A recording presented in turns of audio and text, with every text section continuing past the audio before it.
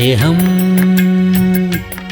ദിവ്യസ്നേഹം, സ്നേഹം, ദിവ്യസ്നേഹം. ദൈവത്തിന് സ്തോത്രം. നമ്മുടെ കർത്താവായ യേശുക്രിസ്തുവിൻ്റെ നാമത്തിൽ നിങ്ങൾക്ക് വന്ദനം. മറ്റൊരു പുതിയ ദിവസം കൂടി നമ്മുടെ ജീവിതത്തിൽ കർത്താവ് നൽകിയതിനായിട്ട് അവനെ സ്തുതിക്കുകയും മഹത്വപ്പെടുത്തുകയും ചെയ്യുന്നു. നിങ്ങൾക്ക് സന്തോഷമാണോ? കർത്താവിൻ്റെ സന്നിധിയിൽ ഇരുന്നു കൊണ്ട് അവൻ്റെ വചനത്തെ കേൾക്കുവാൻ, അതുപോലെ തന്നെ അവൻ്റെ അനുഗ്രഹങ്ങൾ നിങ്ങളുടെ ജീവിതത്തിൽ അനുഗ്രഹിക്കുവാൻ വേണ്ടി നിങ്ങൾ ഒരുക്കത്തോടെ ആയിരിക്കുന്നോ? ഈ 30 മിനിറ്റുകൾ നിങ്ങൾ കേൾക്കുന്ന വചനങ്ങൾ ദൈവത്തിൻ്റെ വചനങ്ങൾ ആയിരിക്കുന്നതുകൊണ്ട് നിങ്ങളിൽ അത്ഭുതം ചെയ്യുവാനിടയാകും. അത് നിങ്ങളെ ആശ്വസിപ്പിക്കും, നിങ്ങളെ ബലപ്പെടുത്തും, നിങ്ങളെ ക്രമപ്പെടുത്തും, നിങ്ങളെ ശക്തീകരിക്കും, നിങ്ങളെ നേരായ വഴിയിൽ നടക്കുന്നതിന് വേണ്ടി സഹായിക്കുകയും ചെയ്യും. സ്നേഹം, ദിവ്യസ്നേഹം, സ്നേഹം, ദിവ്യസ്നേഹം. വായിക്കുന്നു, നിങ്ങൾ ജീവിക്കേണ്ടതിന് ഞാൻ എൻ്റെ ആത്മാവിനെ നിങ്ങളിൽ ആക്കും. ആ വചനഭാഗം നമുക്ക് ഒരു നിമിഷം ശ്രദ്ധിക്കാൻ വരൂ. എന്നോട് കൽപ്പിച്ചതുപോലെ ഞാൻ പ്രവചിച്ചു കൊണ്ടിരിക്കുമ്പോൾ ഒരു മുഴക്കം കേട്ടു. ഉടനെ ഒരു ഭൂകമ്പമുണ്ടായി. അസ്ഥി അസ്ഥിയോട് വന്നു ചേർന്നു. പിന്നെ ഞാൻ നോക്കി, അവയുടെ മേൽ ഞരമ്പും മാംസവും വന്നതും അവയുടെ മേൽ ത്വക്ക് പൊതിഞ്ഞതും കണ്ടു. നോക്കൂ, എന്നോട് കൽപ്പിച്ചതുപോലെ ഞാൻ പ്രവചിച്ചു കൊണ്ടിരിക്കുമ്പോൾ ഒരു മുഴക്കം ഉണ്ടായി. നിങ്ങൾ ജീവിക്കേണ്ടതിന് ഞാൻ നിങ്ങളിൽ ശ്വാസം വരുത്തും എന്ന് പറഞ്ഞ സമയത്ത് ഒരു വലിയ മുഴക്കം കേട്ടു. ഘടഘട എന്നുള്ളതായ ഒരു മുഴക്കം. എന്താണത്? ഞാൻ ചിലപ്പോൾ ഇമാജിൻ ചെയ്യാറുണ്ട്. അതായത് ട്യൂ എന്ന് പറഞ്ഞ ഒരു കൈ വന്നു, ടെയോ എന്നും പറഞ്ഞ് മറ്റൊരു കൈ, ടടടടാ എന്ന് പറഞ്ഞ് കാലുകൾ വരുന്നു, ടടടടാ പറഞ്ഞ് ശരീരം വരുന്നു, ടുടുടുടുടു എന്നും പറഞ്ഞ് മാംസം വരുന്നു, ടറെന്നും പറഞ്ഞ് ഞരമ്പുകൾ വരുന്നു. എത്രയോ ഗ്രാഫിക്സുകൾ ചെയ്യാൻ പറ്റും അല്ലേ? അപ്പോൾ വരെയും ചിതറിക്കിടന്നതായ ആ അസ്ഥികളെല്ലാം തന്നെ ടകടകടാന്നും പറഞ്ഞ് വലിയൊരു മൂവ്മെന്റ് വരികയാണ്. വലിയ മാറ്റമുണ്ടാകുന്നു. അവിടെ ഒരു ചലനമുണ്ടാകുന്നു. അവിടെ എന്തോ സംഭവിക്കുന്നു. അവിടെ ഒരു ക്രിയ നടന്നുകൊണ്ടേ ഇരിക്കുകയാണ്. അവിടെ സിസ്റ്റമാറ്റിക്കായിട്ട് ചില കാര്യങ്ങൾ നടക്കുകയാണ്. ഡിസോർഡറിലായിരുന്നതെല്ലാം ഓർഡറിലേക്ക് വരുന്നു. ദൈവത്തിന്റെ ആത്മാവ് വരുന്ന സമയത്ത് അതാണ് സംഭവിക്കുന്നത്. ആരാധനയിലിരിക്കുമ്പോൾ നമ്മുടെ ശരീരം എവിടെയാണെങ്കിലും മനസ്സ് മറ്റെവിടെയാണ്. ശരീരം എവിടെയാണെങ്കിലും അവരുടെ ചിന്തകൾ മറ്റെവിടെയാണ്. എന്താണെന്ന് വെച്ചാൽ, ചില ആളുകളാണെങ്കിൽ എത്ര വർഷമായിട്ട് വചനം കേൾക്കുന്നു, ആരാധനയിൽ സംബന്ധിക്കുന്നു, എന്നാൽ അവരുടെ ജീവിതത്തിൽ മാത്രം ഒരു മാറ്റവും ഉണ്ടാകുന്നില്ല. എപ്പോഴാണോ പരിശുദ്ധാത്മാവിന്റെ ക്രിയ നടക്കുന്നത്, അവരുടെ ഹൃദയത്തിലുള്ള പാപങ്ങൾ വെളിപ്പെട്ടു വരും, അവരുടെ അതിക്രമം വെളിപ്പെട്ടു വരും, പാപങ്ങൾ വെളിപ്പെട്ടു വരും, പശ്ചാത്താപം ഉണ്ടാകാനിടയാകും, ശത്രുക്കളോട് നിരപ്പ് പ്രാപിക്കും, മോഷ്ടിച്ചെടുത്തത് തിരികെ കൊടുക്കും, വ്യാജ സർട്ടിഫിക്കറ്റുകൾ വലിച്ചു കീറിക്കളയും. മദ്രാസിൽ നമ്മുടെ ഒരു സഹോദരൻ ഉണ്ടായിരുന്നു, IT ഓഫീസറായിട്ട് ജോലി ചെയ്യുന്ന വ്യക്തി. 4 ആഴ്ച നമ്മുടെ സഭയിൽ വരുവാനിടയായി. 5-ാമത്തെ ആഴ്ച വന്ന് പറഞ്ഞു, ദേവദാസ, ഞാൻ ജോലി ചെയ്യുന്നതായ എൻ്റെ സ്ഥാപനത്തിൽ വ്യാജ സർട്ടിഫിക്കറ്റ് വെച്ചിട്ടാണ് സോഫ്റ്റ്വെയർ എഞ്ചിനീയറായിട്ട് ജോലി ചെയ്യുന്നത്. ഇപ്പോൾ ദൈവാത്മാവ് എന്നോട് ഇടപെട്ടു. അതുകൊണ്ട് ഈ ജോലി എനിക്ക് ആവശ്യമില്ല. ഞാൻ അതുകൊണ്ട് കണ്ടക്ടറായിട്ട് ജോലി ചെയ്യാൻ വേണ്ടി ആഗ്രഹിക്കുന്നു. എനിക്ക് ഡിഗ്രി ഉള്ളതുകൊണ്ട് അതുകൊണ്ട് ഞാനത് തുടരാൻ ആഗ്രഹിക്കുന്നു. സോഫ്റ്റ്വെയർ എഞ്ചിനീയർ ജോലിക്ക് ഞാൻ ലോങ് ലീവ് കൊടുത്തിരിക്കുകയാണ്. കാരണം ഞാൻ വ്യാജ സർട്ടിഫിക്കറ്റ് വെച്ച് ഞാൻ ജോലി സമ്പാദിച്ചതുകൊണ്ട് അത് നീതിയല്ല എന്ന് ദൈവം സംസാരിച്ചു. അതുകൊണ്ട് അങ്ങനെ മനസ്സിലാക്കിയതുകൊണ്ട് ഞാൻ ജോലി റിസൈൻ ചെയ്തിരിക്കുകയാണെന്ന് പറഞ്ഞു. അതുപോലെ എനിക്ക് സ്നാനപ്പെടുവാനും ആഗ്രഹമുണ്ട്. കർത്താവിൻ്റെ ഹിതപ്രകാരം തന്നെ മുൻപോട്ട് പോകുവാൻ ആഗ്രഹിക്കുന്നു. എൻ്റെ ഒറിജിനൽ സർട്ടിഫിക്കറ്റ് വെച്ച് തന്നെ എനിക്ക് ജോലി കിട്ടിയാൽ മതി. അല്ല എങ്കിൽ ഞാൻ ബസ് കണ്ടക്ടറായിട്ട് തന്നെ തുടർന്ന് ജോലി ചെയ്യുവാൻ ആഗ്രഹിക്കുന്നു എന്ന് പറഞ്ഞു. അദ്ദേഹം അങ്ങനെ പറഞ്ഞപ്പോൾ എനിക്കും ഒരുപാട് സങ്കടം വന്നു. സോഫ്റ്റ്വെയർ എഞ്ചിനീയറായിട്ട് നമ്മുടെ സഭയിൽ വന്ന വ്യക്തി ഇപ്പോൾ ബസ് കണ്ടക്ടറായിട്ട് മാറിയിരിക്കുന്നു. ഇന്ന് പല സഭകളിലും പറയുന്ന സാക്ഷ്യം എന്താണ്? ഞാൻ കണ്ടക്ടറായിരുന്നു ഇവിടെ വന്നതായ സമയത്ത്, ഇപ്പോൾ സഭയിൽ വന്നതിന് ശേഷം ഞാൻ സോഫ്റ്റ്വെയർ എഞ്ചിനീയറായി. ഞാനൊരു കുടിലായിരുന്നു താമസിച്ചുകൊണ്ടിരുന്നത്, എന്നാൽ ഈ സഭയിൽ വന്നതിന് ശേഷം ഇപ്പോൾ ഞാൻ വലിയ ബിൽഡിങ്ങിലാണ് താമസിക്കുന്നത്. അയ്യോ, ഈ സഭയിൽ മാത്രം എന്തുകൊണ്ടാണ് ഇങ്ങനെ? ബിൽഡിങ്ങിൽ താമസിക്കുന്ന ആളുകൾ അവരുടെ ജീവിതത്തെ ദൈവം ഇടപെട്ട സമയത്ത് കൈക്കൂലി വാങ്ങിച്ച് ബിൽഡിംഗ് കെട്ടിയതുകൊണ്ട് അത് വിറ്റിട്ട് വീണ്ടും കുടിലിൽ താമസിക്കുന്ന അവസ്ഥ. ഈ സഭയിൽ പിന്നെ ആളുകൾ വരുമോ കർത്താവേ? അതാണ് യഥാർത്ഥമായ ക്രിസ്തീയ സാക്ഷ്യം. ഈ ജീവനോപാധിക്ക് വേണ്ടി മാത്രമല്ല, ഈ ലോകത്തിൽ അനുഗ്രഹം കിട്ടാൻ വേണ്ടി മാത്രമല്ല യേശുവിൽ നാം വിശ്വസിക്കുന്നത്. ഈ ലോകത്തിൽ അനുഗ്രഹം കിട്ടാൻ വേണ്ടിയല്ല കർത്താവിൽ നാം ആശ്രയിക്കുന്നത്. അവന്റെ മുൻപ് നീതിയോടെ ജീവിക്കുവാനായിട്ട് നമുക്കെല്ലാവർക്കും കഴിയണം. വ്യാജ സർട്ടിഫിക്കറ്റിൽ വെച്ച് ജോലി സമ്പാദിക്കാൻ പാടില്ല. കൈക്കൂലി വാങ്ങിച്ച് വീട് പണിയാൻ പാടില്ല. കൈക്കൂലി വാങ്ങിച്ച് വീട് പണിയുന്നതിൻ്റെ വീട് കത്തിപ്പോകുമെന്ന് വചനം പറയുന്നു. എൻ്റെ പിതാവ് ഒരു എക്സിക്യൂട്ടീവ് എഞ്ചിനീയർ ആയിരുന്നു. ഞങ്ങളുടെ ചെറുപ്പകാലത്തൊക്കെ ഞങ്ങൾ ആ ഫ്ലാറ്റുകളിലാണ് താമസിച്ചുകൊണ്ടിരുന്നത്. ഞങ്ങൾ വീടിന് കുറച്ച് ദൂരമായിട്ട് അച്ഛൻ്റെ മറ്റൊരു കൂട്ടുകാരൻ എക്സിക്യൂട്ടീവ് എഞ്ചിനീയർ ഉണ്ടായിരുന്നു. അദ്ദേഹം എന്താണെന്ന് വെച്ചാൽ നാഗാർജുന സാഗർ പ്രോജക്റ്റിൻ്റെ വർക്ക് നടക്കുന്ന സമയത്ത് അവിടെ കല്ല് പൊട്ടിക്കുവാനുണ്ടായിരുന്ന വെടിമരുന്ന് അത് കുറച്ച് വീട്ടിൽ കൊണ്ട് സൂക്ഷിക്കാനിടയായി. അത് മറ്റുള്ളവർക്ക് മറിച്ചു വിൽക്കാൻ വേണ്ടിയായിരുന്നു. അങ്ങനെ കുറേ കൊണ്ടുവന്നിട്ട് അവരുടെ വീട്ടിൽ കൊണ്ട് സൂക്ഷിച്ചു വയ്ക്കുവാൻ ഇടയായി. ഒരു ദിവസം അദ്ദേഹത്തിൻ്റെ മാമൻ ഗ്രാമത്തിൽ നിന്ന് വന്ന് അറിയാതെ ബീഡി വലിച്ചിട്ട് ആ ബീഡിക്കുറ്റിയെടുത്ത് അങ്ങോട്ട് എറിയാനിടയായി. പെട്ടെന്ന് വലിയ പൊട്ടിത്തെറിയോടുകൂടി ആ വെടിമരുന്ന് പൊട്ടിത്തെറിക്കുകയാണ്. വീട്, ആ ബിൽഡിങ്, അവിടെ നിന്ന് ആളുകൾ എല്ലാവരും മരിക്കുവാനിടയായി. എത്ര ദാരുണമായ സംഭവം ഓർക്കുക. ദൈവത്തിൻ്റെ വചനം പറയുന്നു, കൈക്കൂലിക്കാരൻ്റെ ഭവനം കത്തിച്ചാമ്പലാകുമെന്ന്. എൻ്റെ പിതാവും ഒരു എക്സിക്യൂട്ടീവ് എഞ്ചിനീയർ ആയിരുന്നു.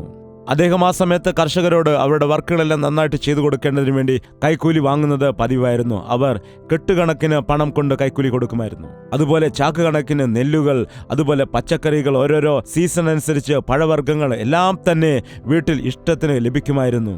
അതുപോലെ വീട്ടിൽ ജോലി ചെയ്യുന്നതിന് വേണ്ടി, സഹായിക്കുന്നതിന് വേണ്ടി ആ സർക്കാരിലെ ഉദ്യോഗസ്ഥന്മാരെ തന്നെയായിരുന്നു, അവിടുത്തെ സ്റ്റാഫുകളെയായിരുന്നു നിയോഗിച്ചിരുന്നത്. സർക്കാരിന്റെ ജീപ്പ്, വീട്ടിൽ കൈക്കൂലി കൊടുത്ത് വാങ്ങിയ കാറ്, 2 നിലയിലുള്ള മനോഹരമായ വീട് ആ കാലത്ത് തന്നെ ഞങ്ങൾക്കുണ്ടായിരുന്നു. ഞങ്ങൾ 8 മക്കളായിരുന്നു.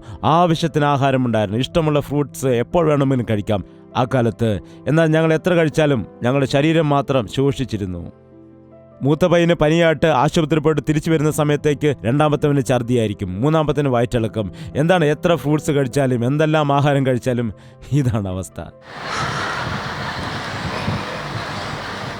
ബൈബിളിൽ പറയുന്നു, കൈക്കൂലി കൊടുത്ത് വാങ്ങിച്ച ആഹാരം അത് വായ്ക്ക് മധുരമായി തോന്നുമെങ്കിലും അത് വയറ്റിൽ മണ്ണായി മാറുമെന്ന്. എന്നാൽ എൻ്റെ പിതാവ് മാനസാന്തരപ്പെടുവാനിടയായി. മാനസാന്തരപ്പെട്ട് അതിനുശേഷം 10 വർഷം ജോലി ചെയ്തു. 1 രൂപ പോലും കൈക്കൂലി വാങ്ങാതെ ജോലി ചെയ്യാൻ അദ്ദേഹത്തിന് സാധിച്ചു. ആരെങ്കിലും കൈക്കൂലിയുമായിട്ട് വന്നാൽ പറയുവാൻ, നോക്ക്, ഞാൻ യേശുവിൽ വിശ്വസിക്കുന്നു, എനിക്ക് കൈക്കൂലി വാങ്ങുവാൻ കഴിയുകയില്ല. എനിക്ക് വേണ്ടി എൻ്റെ കർത്താവ് കഷ്ടത അനുഭവിച്ചിരുന്നു. ഇപ്പോൾ എൻ്റെ കരങ്ങൾ യേശുക്രിസ്തുവിൻ്റെ കരങ്ങളാണ്. അതുകൊണ്ട് ദയവ് ചെയ്ത് എനിക്ക് കൈക്കൂലി തരരുത് എന്ന് അഭ്യർത്ഥിക്കുമായിരുന്നു. ഞാനൊരു ക്രിസ്ത്യാനിയാണ് എന്ന സാക്ഷ്യം പറയുമായിരുന്നു. അദ്ദേഹം കൈക്കൂലി ഉപേക്ഷിച്ചതിന് ശേഷം വീട്ടിൽ പലപ്പോഴും ആഹാരത്തിന് പോലും ഒരുപാട് ബുദ്ധിമുട്ട് വന്നു. കാരണം കൈക്കൂലി വാങ്ങിയതെല്ലാം തിരികെ കൊടുത്തു. എൻ്റെ അമ്മയ്ക്ക് ഒരുപാട് സ്വർണ്ണ ആഭരണങ്ങളും ഉണ്ടായിരുന്നു. പിതാവ് പതിവായിട്ട് മദ്യപിച്ച് പാതിരാത്രിക്കായിരിക്കും വീട്ടിൽ വരുന്നത്. ശമ്പളം കിട്ടുന്ന ദിവസം ഫുള്ള് ചീട്ടുകളിയായിരിക്കും അദ്ദേഹം. കുടുംബത്തിൽ ശാന്തിയില്ല, സമാധാനമില്ല. വഴക്കുണ്ടാക്കുന്ന സമയത്ത് എൻ്റെ അമ്മ പറയുമായിരുന്നു, ഞാൻ വീട്ടിൽ പോവുകയാണ്. അത് കേൾക്കുമ്പോൾ എൻ്റെ അപ്പൻ ഒരു മാല വാങ്ങിച്ചു കൊടുക്കും. അങ്ങനെ കുറേ മാലകളായിട്ടുണ്ട്. എന്നാൽ ദൈവം അത്ഭുതകരമായി എൻ്റെ പിതാവിനെ മാറ്റി. ഞാൻ വിചാരിക്കുന്നു, എനിക്ക് വേണ്ടിയാണ് പിതാവിനെ മാനസാന്തരപ്പെടുത്തിയതെന്ന്. എൻ്റെ 18ാമത്തെ വയസ്സിൽ ദൈവം എന്നോട് സംസാരിച്ചു. ദൈവത്തിൽ വിശ്വസിക്കാതെ, ദൈവം ഇല്ല എന്ന് വിശ്വസിച്ചിരുന്നതായ കാലത്ത് എൻ്റെ പിതാവിൻ്റെ ജീവിതം കണ്ടുകൊണ്ട് ദൈവമില്ല, പിശാചുമില്ല, ജീവിതം ആസ്വദിക്കുന്നതാണ് നല്ലതെന്ന് വിചാരിച്ചിരുന്ന സമയം, എന്നാൽ എൻ്റെ പിതാവിൻ്റെ മാനസാന്തരത്തിന് ശേഷം ദൈവം ജീവിക്കുന്നു എന്ന് ഞാൻ വിശ്വസിക്കുവാനിടയായി. പിതാവ് മാനസാന്തരപ്പെട്ട ശേഷം വാങ്ങിയ കൈക്കൂലികളെല്ലാം തന്നെ തിരികെ കൊടുക്കുവാനിടയായി. എൻ്റെ അമ്മയോട് പറഞ്ഞു, നോക്ക്, ഈ സ്വർണമെല്ലാം ഞാൻ കൈക്കൂലി കൊടുത്ത് വാങ്ങിയതാണ്, നമുക്കത് തിരിച്ചു കൊടുക്കാം. അപ്പോൾ അമ്മ സന്തോഷത്തോടെ കൊടുത്തു. അത് ഭർത്താവിനെ പൊന്നുപോലെയാക്കി ദൈവം തന്നതുകൊണ്ട് ഈ സ്വർണമെല്ലാം തിരികെ കൊടുത്തു. അതിനുശേഷം അവർ 2 പേരും മാനസാന്തരപ്പെട്ട് ദൈവത്തോട് പ്രാർത്ഥിക്കുമായിരുന്നു. അങ്ങനെ ഞങ്ങളുടെ വീട്ടിൽ വലിയ സമാധാനം വന്നു. ഈ ദിവസം ദൈവത്തിൻ്റെ വേല എനിക്ക് ചെയ്യുവാൻ കഴിയുന്നുണ്ടെങ്കിൽ, നശിച്ചുപോയിക്കൊണ്ടിരുന്ന എൻ്റെ കുടുംബത്തെ കണ്ടുകൊണ്ട് യേശുക്രിസ്തു രക്ഷ ഞങ്ങൾക്ക് നൽകിയതുകൊണ്ട് മാത്രമാണ്. ഒരു നിമിഷം ചിന്തിക്കുക, നിന്റെ ജീവിതത്തിൽ നിനക്ക് അസ്വസ്ഥത അനുഭവിക്കുന്നുണ്ടോ? ഒരു മാറ്റവുമില്ലാതെ അങ്ങനെ തന്നെ പോവുകയാണോ? എന്തെങ്കിലും ശബ്ദം കേൾക്കുന്നുണ്ടോ? ഒരു മാറ്റം ഉണ്ടാകുന്നുണ്ടോ? നോക്കൂ, ചില മീറ്റിങ്ങിൽ പങ്കെടുക്കുമ്പോൾ ഒന്ന് പ്രാർത്ഥിക്കണമെന്ന് വിചാരിക്കുന്ന സമയത്ത് തന്നെ പെട്ടെന്നൊരു ഉറക്കം വരുന്നത് പോലെ തോന്നും. മറ്റു ചിലരാണെങ്കിൽ, വേറെ ചിലരാണെങ്കിൽ അങ്ങോട്ടും ഇങ്ങോട്ടും നോക്കും. ഇത്രയും നല്ല മെസ്സേജ് കേട്ടതിന് ശേഷം പ്രാർത്ഥിക്കാമെന്ന് പറയുമ്പോൾ തലകുനിച്ചിട്ട്, കർത്താവേ, ഞാൻ ഉണങ്ങിയ അസ്ഥിയെ പോലെയാകുന്നു, എൻ്റെ ഉള്ളിലേക്ക് നിന്റെ ജീവന്റെ ശ്വാസത്തെ അയക്കണമേ, ആത്മാവിൻ്റെ ജീവൻ നീ നൽകുമാറാകണമേ, എന്നെ നീ ബലപ്പെടുത്തണമേ എന്നു നീ പ്രാർത്ഥിക്കുന്നില്ല എങ്കിൽ അവിടെ പരിശുദ്ധാത്മാവിൻ്റെ പ്രവൃത്തി നിന്നിൽ നടക്കുകയില്ല. ദൈവത്തിൻ്റെ വചനം നാം കേട്ടതിന് ശേഷം ആ വചനത്തിൽ ഉള്ളതായ ജീവൻ നമ്മുടെ ജീവിതത്തിൽ അത് പ്രവർത്തിക്കേണ്ടതാണ്. നോക്കുക, ഇത്രയും ആളുകൾ കൂടി വന്നിരിക്കുന്ന സമയത്ത് പുറകെ നിൽക്കുന്നതായ വ്യക്തി എനിക്ക് കാണുവാൻ കഴിയുകയില്ല. മുൻഭാഗത്തിരിക്കുന്ന ഒരു 10 ലൈനിലുള്ള ആളുകളെ മാത്രമാണ് എനിക്ക് വ്യക്തമായിട്ട് അവർ കേൾക്കുന്നുണ്ടോ എന്ന് അവരുടെ മുഖം കാണുവാൻ കഴിയുന്നത്. അവിടെയുള്ള ആളുകൾ കേൾക്കുന്നുണ്ടോ എന്ന് എനിക്ക് മനസ്സിലാക്കാൻ കഴിയില്ല. കേൾക്കുന്നുണ്ടോ? വെരി ഗുഡ്, ദൈവം അനുഗ്രഹിക്കട്ടെ. ചില സമയത്ത് എനിക്ക് ശ്രദ്ധിക്കുവാൻ കഴിയുന്നില്ല. കേൾക്കുന്നതായ വചനം പ്രവർത്തിക്കുന്നുണ്ടോ? എന്തെങ്കിലും ശബ്ദം കേൾക്കുന്നുണ്ടോ? എന്ന് പറയുന്നുണ്ടോ? അതേന്ന് പറയുന്നുണ്ടോ? അംഗീകരിക്കുന്നുണ്ടോ? തള്ളിക്കളയുന്നുണ്ടോ? ദൈവത്തിൻ്റെ വചനം സ്വീകരിക്കുന്നുണ്ടോ?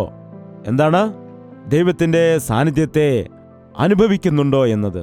വെറുതെ വന്ന ഒരു കടമ നിറവേറ്റുന്നത് പോലെ വചനം പറഞ്ഞിട്ട് പോയാൽ അതുകൊണ്ട് യാതൊരു പ്രയോജനവുമില്ല. ദൈവം പറഞ്ഞ വചനങ്ങൾ വന്നു പറയുന്ന സമയത്ത് അവിടെ പ്രവർത്തനം നടക്കുന്നു, അവിടെ മാറ്റം സംഭവിക്കുന്നു, അവിടെ ആത്മാവിന്റെ പ്രവൃത്തി വെളിപ്പെടുന്നു, മാനസാന്തരം സംഭവിക്കുന്നു, സന്തോഷം ഉണ്ടാകുന്നു. അവൻ അവിടെ സംസാരിച്ച സമയത്ത് വലിയൊരു മുഴക്കമുണ്ടായി. അവിടുത്തെ ഡിസോർഡേഴ്സ് എല്ലാം മാറാനിടയായി. ഇന്ന് ദൈവത്തിന്റെ മുൻപിൽ നാം ആയിരിക്കുന്ന സമയത്ത് നിങ്ങളുടെ ജീവിതത്തിൽ ഏതെല്ലാം വിഷയത്തിൽ നിങ്ങൾ ഡിസോർഡറിലായിരിക്കുന്നു, അതായത് കുടുംബ പ്രാർത്ഥനയില്ല, ദൈവത്തിന്റെ വചനം ധ്യാനിക്കുന്നില്ല, അതുപോലെ തന്നെ ഞായറാഴ്ച ആരാധനയ്ക്ക് പോകാൻ മനസ്സുണ്ടെങ്കിൽ പോകും, അല്ലെങ്കിൽ പോവുകയില്ല, ദശാംശം കൊടുക്കുവാൻ തോന്നുകയാണെങ്കിൽ കൊടുക്കും, അല്ലെങ്കിൽ കൊടുക്കുകയില്ല, പ്രാർത്ഥിക്കാൻ നല്ല മൂടുണ്ടെങ്കിൽ പ്രാർത്ഥിക്കും, അല്ലെങ്കിൽ പ്രാർത്ഥിക്കില്ല, അതുപോലെ കള്ളം പറയും, തോന്നുമ്പോഴെല്ലാം കള്ളം പറയും. ചില സമയത്ത് കള്ളം പറഞ്ഞാൽ അതിനുവേണ്ടി പശ്ചാത്തപിക്കും. എന്നാൽ ചില സമയത്ത് കള്ളം പറഞ്ഞിട്ട് കർത്താവേ കള്ളം പറയാതെ എങ്ങനെയാണ് ജീവിക്കുന്നത് എന്ന് പറഞ്ഞ് സംസാരിക്കും. അതായത് ജീവിതത്തിൽ യാതൊരു വിശ്വസ്തതയും ഇല്ല, ക്രിസ്തീയ ജീവിതത്തിൽ യാതൊരു ഉറപ്പുമില്ലാത്ത അവസ്ഥ. അതായത് അവരുടെ ജീവിതത്തിൽ യഥാർത്ഥമായ ഒരു ക്രിസ്ത്യാനി ഏതു രീതിയിൽ ജീവിക്കണമെന്നതിനെ കുറിച്ചൊരു വ്യക്തത ഇല്ലാത്തതായ അവസ്ഥ ഉണ്ടാകുന്നു. എന്നാൽ ഈ ദിവസം മുതൽ നിങ്ങളുടെ ജീവിതത്തിൽ ഒരു ക്രമം ഉണ്ടാകണം. അതിരാവിലെ നാം എഴുന്നേൽക്കുന്ന അതേ സമയത്ത് തന്നെ ദൈവത്തോട് നാം പ്രാർത്ഥിക്കണം, അവൻ്റെ വചനം ധ്യാനിക്കണം, അവൻ്റെ മുൻപിൽ നമ്മെ തന്നെ സമർപ്പിക്കണം, ദൈവമക്കളുമായി കൂട്ടായ്മ ആചരിക്കണം, മനസ്സാക്ഷിയെ കാത്തു സൂക്ഷിക്കുവാൻ കഴിയണം, ദൈവത്തിൻ്റെ ഹിതപ്രകാരം മുൻപോട്ട് ജീവിക്കണം എന്നുള്ളതായ ആഗ്രഹത്തോടുകൂടി നമ്മുടെ ജീവിതത്തിൽ ഒരു ക്രമമുണ്ടാക്കണം. ദയവ് ചെയ്ത് തലകളെ വണക്കുക. ഈ സമയത്ത് ഒരു അത്ഭുതം നിങ്ങളുടെ ജീവിതത്തിൽ സംഭവിക്കാൻ പോകുന്നു. നിന്റെ ജീവൻ എനിക്ക് വേണം. നീയില്ലാത്ത ജീവിതം ഒരു ശവക്കുഴിയാണ്. ഇപ്പോൾ തന്നെ നീ എന്നെ ദർശിക്കണമേ. ഈ സമയത്ത് നിന്റെ ജീവന്റെ ശ്വാസം എന്നിലേക്ക് ഊതണമേ അപ്പ എന്ന് ആഗ്രഹിക്കുകയും പ്രാർത്ഥിക്കുകയും ചെയ്യുന്ന ആളുകൾ നിങ്ങളായിരിക്കുന്നതായ സ്ഥലങ്ങളിൽ തന്നെ എഴുന്നേറ്റ് നിൽക്കുക. എഴുന്നേറ്റ് നിൽക്കുക. ശിരസ് മുതൽ പാദം വരെയും നിങ്ങളെ സൗഖ്യപ്പെടുത്തുന്നതിന് വേണ്ടി, നിങ്ങളെ സൗഖ്യമാക്കുവാൻ, ക്ഷയിച്ചുപോയ അസ്ഥികളെ, ക്ഷയിച്ചുപോയ ശരീരഭാഗങ്ങളെ, രോഗമുള്ള ഭാഗങ്ങളെ, നശിച്ചുപോയ ഹൃദയത്തെ ശരിയാക്കുന്നതിന് വേണ്ടി പരിശുദ്ധാത്മാവ് നമ്മുടെ മധ്യയിൽ സഞ്ചരിക്കുന്നു. നിന്റെ ആത്മാവിനെ എൻ്റെ മേൽ അയക്കണമേ. നിന്റെ കൃപ എനിക്ക് ലഭിച്ചാൽ മതി കർത്താവേ. നിന്റെ ആത്മാവിനെ എനിക്ക് നൽകിയാൽ മതിയപ്പാ. നിന്റെ ജീവശ്വാസം എന്നിലേക്ക് അയക്കണമേ. എൻ്റെ ഉണങ്ങിപ്പോയ അസ്ഥികൾ എല്ലാം തന്നെ നീ ജീവിപ്പിക്കണമേ. എന്നെ ജീവിപ്പിക്കണമേ. എന്നെ ജീവിപ്പിക്കണമേ യേശുവേ. നിന്റെ സാക്ഷിയായിട്ട് എന്നെ ജീവിപ്പിക്കണമേ. നിന്റെ പൈതലായിട്ട് എന്നെ നീ ജീവിപ്പിക്കണമേ. സമൃദ്ധിയുള്ള ഒരു വ്യക്തിയായിട്ട് എൻ്റെ ജീവിതത്തെ മാറ്റണമേ. അനുഗ്രഹിക്കപ്പെട്ട ഒരു വ്യക്തിയായിട്ട് എൻ്റെ ജീവിതത്തെ നീ മാറ്റണമേ. എൻ്റെ ജീവിതത്തിലെ കുറവുകളെല്ലാം നീ മാറ്റിയെടുക്കണമേ. എന്നോട് മനസ്സലിയണമേ. നിന്റെ ജീവശ്വാസം എന്നിലേക്ക് നീ ഊതണമേ അപ്പാ. എന്നെ നിവർത്തി നിർത്തണമേ കർത്താവേ. എന്നെ നിന്റെ സാക്ഷിയായിട്ട് നീ നിർത്തുമാറാകണം. എല്ലാ വ്യക്തികളും വായ തുറന്നുകൊണ്ട് ഒരു നിമിഷം കർത്താവിനോട് പ്രാർത്ഥിക്കുക. നീ ഇപ്പോൾ തന്നെ പ്രാർത്ഥിക്കുക. ഏത് അസ്ഥിയാണോ ഉണങ്ങിയിരിക്കുന്നത്, ഏത് രോഗത്തിന്റെ അവസ്ഥയാണോ നിന്നിലുള്ളത്, ഏത് കഷ്ടതയാണ് നിനക്കുള്ളത്, ഏത് നിരാശയാണ് നിനക്കുള്ളത്, ഏത് ഭാഗത്തിലാണ് നീ പരാജയപ്പെട്ടത്, എവിടെയാണ് നിനക്ക് ആശ നഷ്ടപ്പെട്ട് പ്രത്യാശ നഷ്ടപ്പെട്ടിരിക്കുന്നത്, എവിടെയാണോ നീ ഭാരപ്പെട്ട് മുൻപോട്ട് പോകുവാൻ കഴിയുകയില്ല എന്ന് നീ വിചാരിക്കുന്നത്, ആ വിഷയത്തെ ഇപ്പോൾ തന്നെ കർത്താവിനോട് പറയുക. ജീവന്റെ ആത്മാവ്, പരിശുദ്ധാത്മാവ് നിന്നിലേക്ക് കടന്നു വരികയാണ്. വരുവാനായിട്ട് ക്ഷണിക്കുക. എൻ്റെ ഉള്ളത്തിലേക്ക് പ്രവേശിക്കണമേ. എൻ്റെ അന്തരംഗത്തിലേക്ക് പ്രവേശിക്കണമേ കർത്താവേ. എന്നെ എഴുന്നേൽപ്പിക്കുമാറാകണമേ. ചിതറിക്കിടക്കുന്ന എൻ്റെ കുടുംബത്തെ നീ പണിയണമേ. ചിതറിക്കിടക്കുന്ന എൻ്റെ കുടുംബ ജീവിതത്തെ അനുഗ്രഹിക്കണമേ കർത്താവേ. ഡിപ്രഷനിലായിരിക്കുന്ന എന്നെ നീ സുഖപ്പെടുത്തണമേ. നിരാശയിലായിരിക്കുന്ന എൻ്റെ ജീവിതത്തിൽ വലിയ മാറ്റം കൊണ്ടുവരണമേ. എൻ്റെ ജീവിതത്തിൽ ഭയമുണ്ടാകിയിരിക്കുകയാണ്. എൻ്റെ ജീവിതത്തിൽ ഞാൻ എന്താണ് ചെയ്യേണ്ടത്? എന്താണ് കർത്താവേ ഇനി ഞാൻ ചെയ്യേണ്ടത്? എൻ്റെ ജീവിതം നശിക്കാൻ പോവുകയാണെന്ന് പറയുന്ന വ്യക്തികളെ നീ ദർശിക്കണമേ. എനിക്ക് മുൻപോട്ട് പോകാൻ കഴിയില്ല എന്ന് പറഞ്ഞ് നിരാശപ്പെടുന്ന വ്യക്തികളുടെ ജീവിതത്തിൽ നീ അനുഗ്രഹം നൽകണമേ. എൻ്റെ ജീവിതത്തിൽ ഒരു ഗതിയും ഉണ്ടാവുകയില്ലെന്ന് പറയുന്ന വ്യക്തികളുടെ ജീവിതത്തെ നീ ഒന്ന് നോക്കണമേ. അവരുടെ മേലേക്ക് നീ ജീവന്റെ ശ്വാസത്തെ ഊതണമേ. ഞാൻ ഫലം കായ്ക്കും. ഞാൻ കർത്താവിന് വേണ്ടി ജീവനുള്ള സാക്ഷിയായിട്ട് നിൽക്കും. എന്ന ധൈര്യത്തോടുകൂടി ഇവിടെ നിന്ന് കടന്നു പോകുവാൻ അവരെ സഹായിക്കണമേ. എൻ്റെ ജീവിതം ഉണങ്ങിപ്പോയിരിക്കുന്നു. എൻ്റെ ഭർത്താവ് എന്നെ ഉപേക്ഷിച്ച് കളഞ്ഞിരിക്കുന്നു. എൻ്റെ കുടുംബം തകർന്നു പോയിരിക്കുന്നു. എൻ്റെ കുഞ്ഞുങ്ങളുടെ ജീവിതം നശിച്ചിരിക്കുന്നു. എൻ്റെ കുടുംബത്തിൽ മുഴുവൻ കടബാധ്യതകളാണ്. ഞങ്ങളുടെ ജീവിതത്തിൽ മുഴുവൻ നിരാശയാകുന്നു. എൻ്റെ ജോലി വിഷയത്തിൽ എനിക്കൊരു നന്മ കാണാൻ കഴിയുന്നില്ല. എൻ്റെ ജീവിതം എന്തായിത്തീരും, എൻ്റെ ഭാവി എന്തായിട്ട് തീരും എന്ന് പറഞ്ഞ് നിരാശപ്പെടുന്ന എല്ലാവരുടെയും ജീവിതത്തെ നീ ദർശിക്കണമേ യേശുവേ. നിന്റെ ആത്മാവിനെ അയച്ച് എഴുന്നേൽപ്പിക്കണമേ. ജീവശ്വാസം അവിടെ ഉള്ളത്തിലേക്ക് കടക്കുമ്പോൾ തന്നെ ആ ഉണങ്ങിപ്പോയ അസ്ഥികളുടെ താഴ്വരയിൽ വലിയൊരു മുഴക്കം കേട്ടതുപോലെ പരിശുദ്ധാത്മാവിന്റെ വലിയ ഒരു പ്രവൃത്തി ജീവിതത്തിൽ കൊടുക്കണമേ അപ്പാ. വീണ്ടും ഒരിക്കൽ കൂടി കർത്താവേ, നീ നൽകിയ പ്രവചനമനുസരിച്ച് ജീവന്റെ ശ്വാസം 4 ദിക്കുകളിൽ നിന്നും ഇവരുടെ ഉള്ളത്തിലേക്ക് ഇപ്പോൾ കടന്നു വരണമേ. ഇവരിലേക്ക് കടക്കണമേ. എൻ്റെ ഉള്ളത്തിലേക്ക് നിന്റെ ജീവന്റെ ശക്തി കടന്നു വന്നിരിക്കുന്നു. എന്നെ എൻ്റെ കർത്താവ് ജീവിപ്പിച്ചിരിക്കുന്നു. അവൻ എന്നെ തൊട്ടിരിക്കുന്നു. അവൻ എന്നെ ടച്ച് ചെയ്തിരിക്കുന്നു. എനിക്ക് മാറ്റമുണ്ടായിരിക്കുന്നു. എൻ്റെ പഴയ ജീവിതം മാറിയിരിക്കുന്നു. എനിക്കൊരു പുതിയ ശക്തി നൽകിയിരിക്കുന്നു. ഒരു പുതിയ ജീവിതം തന്നിരിക്കുന്നു. പരിശുദ്ധാത്മാവിൻ്റെ പ്രവൃത്തി ഇന്നു മുതൽ എൻ്റെ ജീവിതത്തിൽ സംഭവിക്കുന്നു എന്നുള്ള സാക്ഷ്യത്തോടുകൂടി ഇവിടെ നിന്ന് കടന്നു പോകുവാൻ എല്ലാ വ്യക്തികളെയും കർത്താവേ നീ സഹായിക്കണമേ. അങ്ങയുടെ സാക്ഷിയായി തീരുവാൻ പരിശുദ്ധാത്മാവ് ഞങ്ങളെ എല്ലാവരെയും സഹായിക്കുമാറാകണമേ. യേശു ക്രിസ്തുവിന്റെ നാമത്തിൽ അപേക്ഷിക്കുന്നു പിതാവേ, ആമേൻ.